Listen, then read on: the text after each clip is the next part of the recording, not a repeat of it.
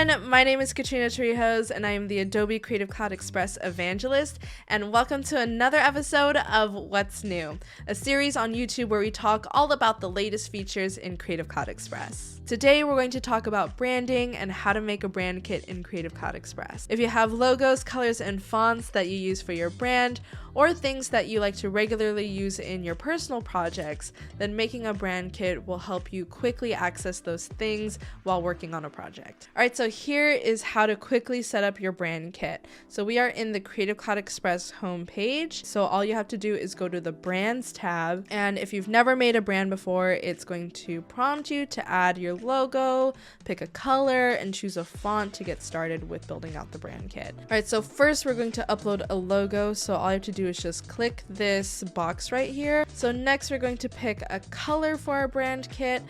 So we just have to click on it and then a color picker shows up, and then once you pick the color, just hit save. So the last step into building your brand kit is to choose your fonts.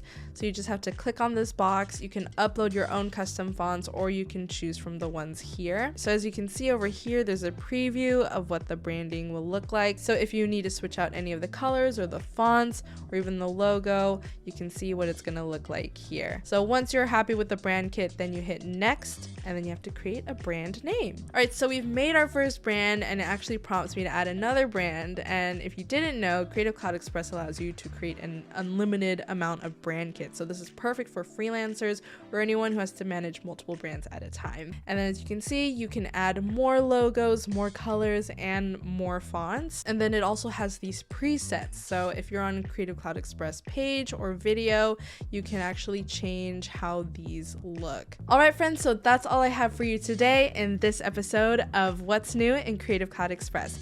Do you have a question about a certain feature? Feel free to let me know down in the comments below.